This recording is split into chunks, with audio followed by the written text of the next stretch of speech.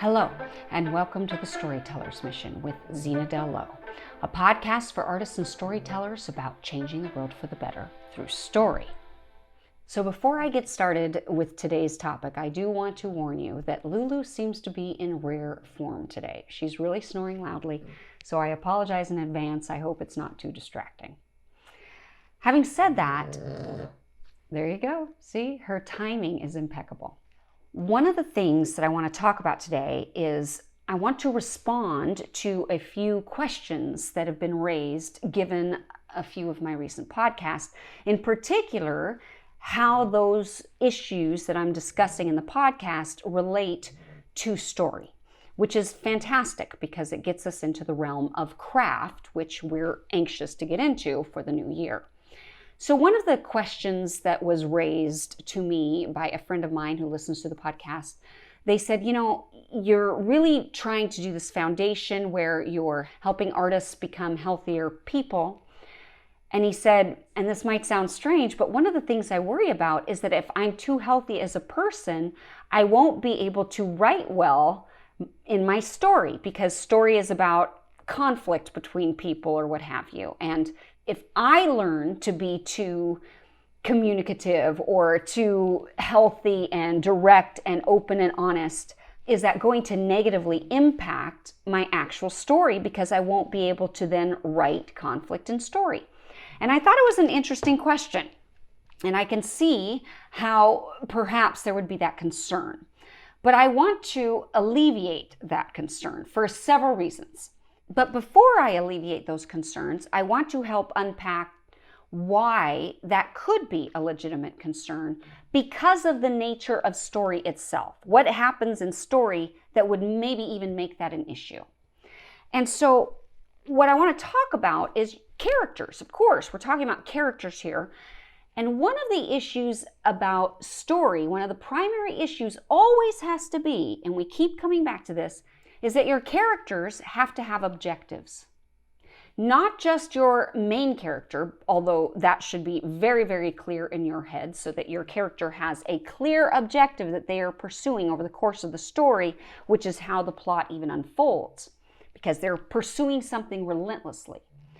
But it can't just be your main character that has an objective.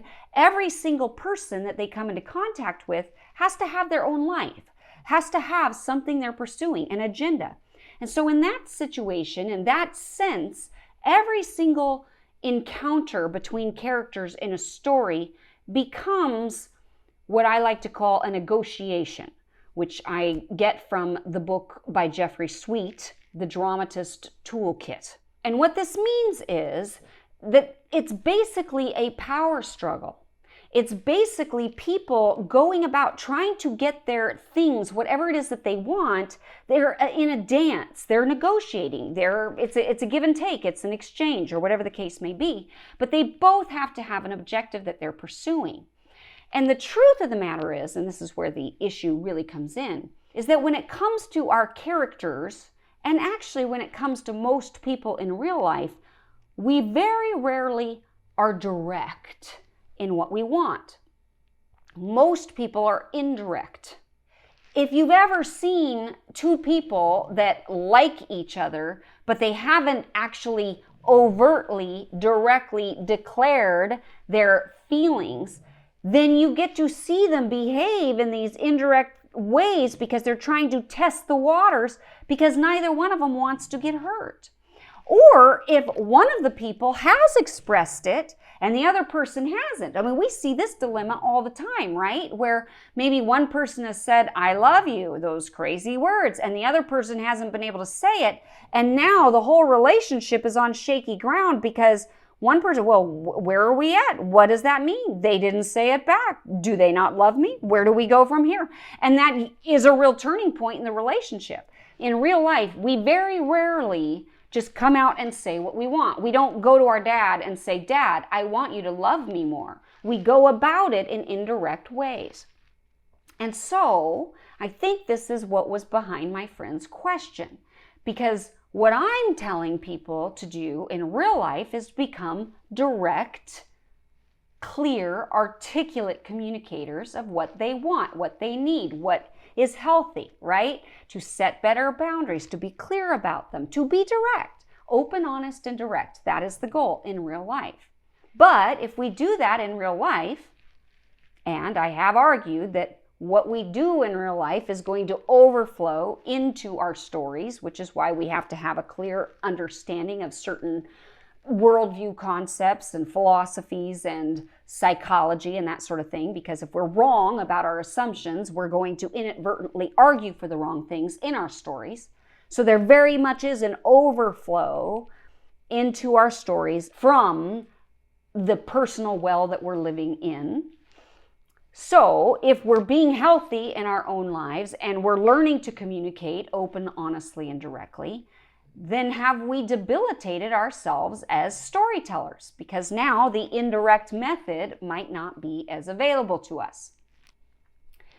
So it's an interesting concept and a very interesting question. And what I would like to say is that, first of all, you always have to approach a story from the point of view of your characters, and you are not your character. Now, every character is you to a certain degree, or at least springs from your mind and your imagination. And most people would argue that in a lot of ways the main character is them to some degree. And yet they are not you. You have to be able to separate your own personal experiences, your own personal beliefs and that sort of thing from the character themselves, so that the character can take on a life of their own. And if your character would not be an open, honest, and a direct communicator, but they would go about it in sort of an indirect way, then you have to be able to reflect that in your story. So that's first and foremost. You need to approach your story from the true perspective of the character, not you, separating the two. Furthermore, a lot of times we're writing stories that aren't necessarily modern. See, this idea of open, honest, and direct communication is actually kind of a modern sensibility. Now, yes, I think that we've been wanting that for a long time. A lot of people have probably been arguing that. It goes back in psychology very, very, very far, and certainly in human relationships overall. You can find quotes from way, way back, hundreds and hundreds of years ago, where people are arguing for openness and honesty and directness and those types of things. And so that also tells you that human behavior veers from that often enough that we have to keep telling ourselves this, like, just be honest. We have to keep reminding ourselves to do this, because oftentimes we will fall into the default, which is to do something a little subversively or at least indirectly. But my point really in saying this is that these concepts that we're talking about are more prevalent in today's society than they've ever been before. The self-love craze, this is a modern conception. My mom was a psychology teacher. My mom knew psychology, and I believe that my mom pursued psychology because of her own unresolved trauma from her childhood and from early marriage to my dad and from other terrible things that she experienced in her life. I think my mom knew that there was something wrong with her, some unresolved trauma. I think she did struggle with some PTSD, but they didn't have the language for it then. See, there were limits to what she could even explore. So she did the best she could to try to fix herself. She knew there was something wrong. She was very, very bright. And she read about it as much as possible. And based on the knowledge that they're talking about in the current spheres of psychology and science, she did the best she could to address the issues that she knew she struggled with. But I don't think she was ever able to fully accomplish it, because we just didn't know that much then. In fact, when I was originally diagnosed with attention deficit disorder, which was in high school, it was after my stepfather had died of cancer, and I was a freshman, and it was in English, of all things. I'm in the honors English class, and I'm getting a D. That's crazy, right? I mean, that's my thing. I love writing. I loved writing always, and yet here I am getting a D. And so they thought that I had depression. because of Ralph's death, which is a good assumption. However, when they sent me to the counselor to get counseled for the depression, it was the counselor who came out and said, I think this kid has something called ADD. Back then, ADD, nobody knew about it. It was brand new. And of course, all these years later, I'm still on meds. It's very popular now. Everybody knows what ADD is. Back then, it was brand new. So we didn't have the same language to be able to deal with things. We didn't have the same language to be able to understand certain aspects of our own psychology and experiences. And so with my mother, she, I believe, had some PTSD, but we didn't have that language to talk about. Think about the evolution of just trauma. The evolution of understanding trauma has magnified exponentially just in the last 10 years. Things that we couldn't talk about because we didn't have the language or know-how or knowledge to even address is now commonplace. In fact, people are using these sorts of concepts way too much now. They are glomming onto things like the word toxic. They are accusing people of being toxic simply for reasons that aren't true toxicity. It's overused. It's over-fashionable. The discussion of trauma falls in the same category. Everybody is talking about trauma. Everybody's talking about it. Now, on the one hand, that's a good thing because I think there's a lot of unresolved trauma. And I think there are a lot of current relationship struggles and dynamics that are directly related to unresolved childhood trauma. So it's good that we're talking about it. But what happens is we start to take that for granted that everybody knows about that or that everybody is familiar with those things when really these are modern concepts. And so what does this have to do with story? Well, for one, not all of us are writing modern stories, right? Not all of us are writing modern stories. So you have to be able to separate your modern times, your modern knowledge, your modern stuff from what was actually true for the characters at the time and place you were writing. Even if it is a contemporary story, it doesn't mean that they are full of the same knowledge that you have because of what you've acquired in your life. So you always have to take into perspective your character's particular experience, strength, and perspective.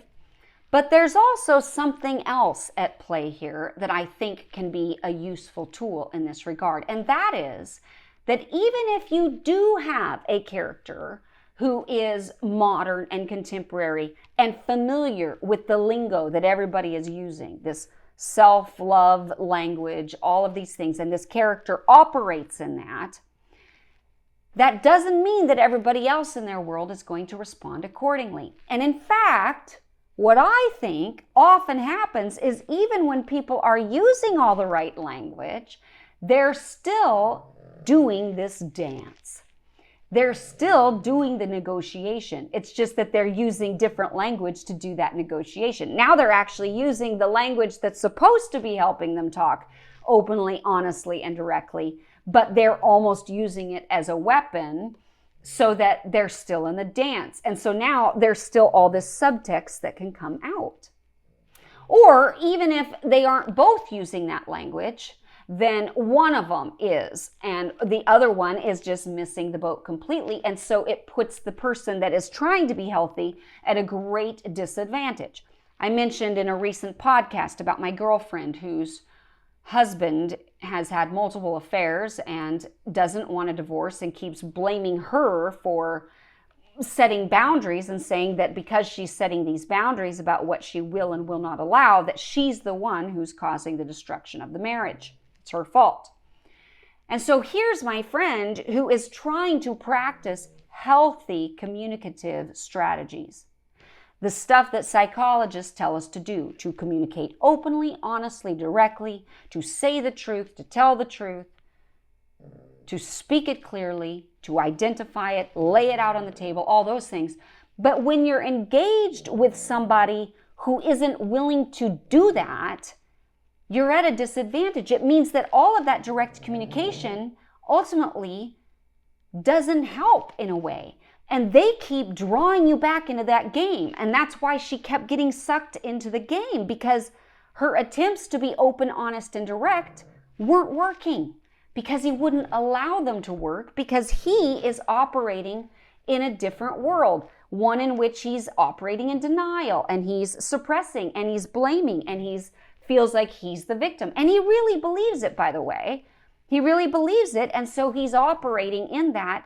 And what is she supposed to do? And so then she resorts to trying to get through to him, and these elaborate efforts that she might go through to try to break through to it. So she gets into crazy mode because she's just trying so hard to get him to see the truth, and he won't. And then she feels like, oh my gosh, I'm the crazy one. It really is true. I'm crazy. So the point is that even if we are getting healthy in real life, and we should be, and we should be getting better at these things because we want to have good quality relationships. We want to have intimacy and all the things that God wants for us to get out of interpersonal relationships, because he gave that to us, and community is where we're supposed to live. So even as we get healthy on our own, I don't think we should worry about that impairing our ability to write for our characters. Because the truth is, even as we get healthy on our own, we are still in these crazy situations with other people who aren't pursuing the same health. Or even when two people are articulating the right words, the right language, there are still different perspectives at play. And that comes back to, again, this art of negotiation. That's where both characters have a different perspective, which is why we have to avoid writing our characters in a way where other characters become furniture pieces, props for the main character to bounce their ideas off of without any sort of challenge or any sort of obstruction. Even when people are both committed to healthy tactics, healthy communication styles, all those things, there is still so much fear and defensiveness and self-protectiveness and hurt, all those things that are going on, that even when people are committed to healthy tactics, it still makes it difficult to navigate it. And that's my point. So I don't think that people have to worry that if they get healthy in real life, it makes all that conflict go away. It doesn't. Because anytime there is interpersonal communication and anytime there is interpersonal relationships, it always puts pressure on us. It always challenges our ability to follow through on the healthy tactics. How many of us want to resort to the old ways of communicating when the other person isn't responsive to our healthy attempts? It's the challenge that's interesting. It's the negotiation. Even the negotiation with ourselves to force ourselves to keep communicating well and not to resort to name calling, not to resort to accusing and blame shifting and that sort of thing because we know better than to do that. Then we're wrestling with ourselves, and even that is a negotiation. It's fun because the conflict is already there. It's built into the human system. It very much plays into story and the conflict with our own personal stories of recovery and how we get healthy, and how sometimes, art affects real life and vice versa. And I will end by saying, I don't think that just because our characters typically, and we in real life typically, try to behave in indirect ways or try to communicate in indirect ways, that we should necessarily fabricate that. We can have our characters try to behave and try to communicate in very direct ways. The key is that we're actually telling the truth about our characters and about the situation and about the other characters that they're engaged with, because in reality, this actually reflects how we truly behave in real life. We are constantly negotiating over things. We are constantly evaluating our own power status in a relationship. We are constantly negotiating. We are constantly trying to figure out where we stand. We can't help it. We can never turn that off in real life. And what our job is as a writer is to bring that reality into the writing, to be able to put into our novel or onto our stage play or into our screenplay. We are trying to dramatize these real aspects of human relationship and development and how we do these things. That's what makes it fascinating.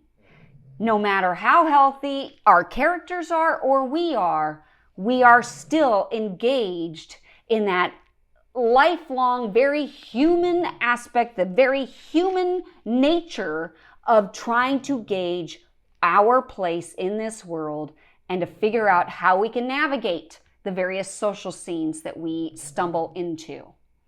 One of the things I told my recent playwriting class is that when they approach a scene, always be thinking about the negotiation. Always be thinking, what is the power struggle that they're wrestling over?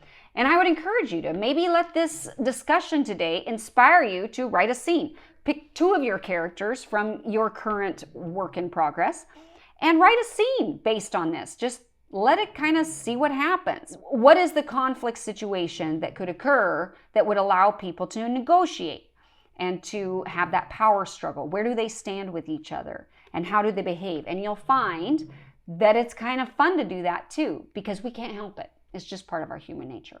Anyway, this is a random one that is based on everything we've been talking about so far. So I hope it's been entertaining for you. It was an interesting question for me to process and to see what I actually thought about that. So I'm sharing it with you here. If you did enjoy this podcast, then please would you rate and review the show? We would absolutely love that. And you can do that on Apple Podcasts or the podcast app of your choice if it has a rating system. And of course, YouTube, where you can now watch the show. Also, please subscribe. If you haven't subscribed, subscribe, especially on YouTube. It's great if we can get more subscribers on YouTube. Anyway, I hope this has been a fun discussion. And I want to thank you for joining me on the Storyteller's Mission with Zena Del Lo. May you go forth inspired to change the world for the better through story.